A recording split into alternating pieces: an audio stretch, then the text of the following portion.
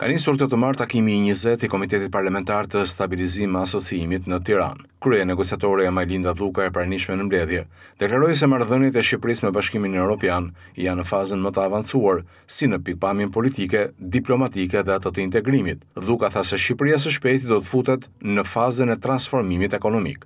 Ta nis me një vlerësim të veçantë për mbështetjen e madhe politike si të parlamentit shqiptar, të gjitha forcave politike, të pozitës dhe të opozitës, të cilën unë e kam ndjerë gjatë gjithë punës tonë, sidomos të vitit të fundit, por njëkohësisht edhe mbështetjen e madhe politike të Parlamentit Evropian, të gjitha forcave politike këtu prezent, edhe në rastet kur mendimet mbi progresin konvergojnë, por edhe në rastet kur mendimet mbi progresin diferencohen duke vënë theksin në çështje me rëndësi për cilat pritet më shumë progres. Marrëdhëniet midis Bashkimit Evropian dhe Shqipërisë janë sot në fazën më të avancuar se sa kanë qenë ndonjëherë. Tashmë Shqipëria aspiron të shërbej si një vatër e ideve politike të aleancës euroatlantike, edhe me samitin e NATO-s në vitin 2027. Deputeti i Partisë Demokratike Belind Kolliçi tha se Shqipëria ka dështuar në integrimin e energjisë së rinovueshme. Shqipëria të dështojë në integrimin e energjisë së rinovueshme në sistemin e ngrohjes dhe të ftojes. Kjo ka një ndikim shumë të lartë në përmbushjen e direktivës vlerësimit dhe impaktit mjedisor. Shqipëria ka shfrytzuar afërsisht 50% potencialit të saj hidroenergjetik, ndërkohë që ndihma drejt për drejt shtetërore në zhvillimin e këtij potenciali ka munguar thuajse totalisht. Energjia e humbur dhe e pafaturuar, pra thënë thjesht e vjedhur, nga kompania shtetërore që realizon furnizimin është 1.41 terawatt.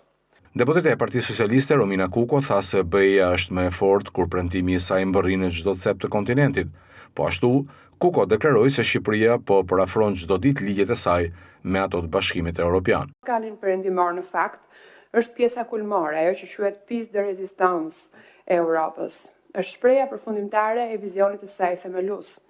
Bashkimi Evropian në fakt lindi si një ide për të bashkuar një kontinent të ndarë, për të kthyer armiqtë e historisë në aleat paqeje dhe qytetarë të lirë.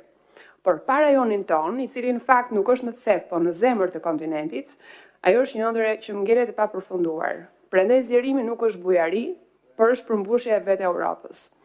Për ne integrimi nuk është thjesht një proces diplomatik, pa sigurisht që nuk është vetëm një territor gjeografik, është një hapësirë morale, ndërtuar mbi bindjen se demokracia duhet të japë rezultate dhe ligji duhet mbizotrojë mbi çdo interes. Ndërsa deputetja e Partisë Demokratike Eurida Tabaku ka deklaruar se mazhoranca ka përjashtuar opozitën nga procesi i negociatave me Bashkimin Evropian.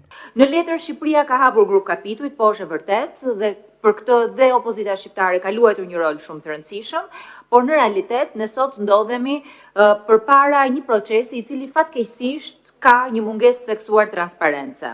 Integrimi nuk është statistik, nuk duhet jetë statistik, por duhet jetë patjetër një ndryshim i ndershëm dhe duhet shoqërohet me reforma reale. Sot Shqipëria ndodhet përballë një procesi që fatkeqësisht është i mbyllur. Sipas mazhorancës, Shqipëria ka përmbushur 21 nga 41 masat e parashikuara në planin e reformës dhe rritjes dhe ruan 100% përputhshmëri me politikën e jashtme dhe të sigurisë së Bashkimit Evropian.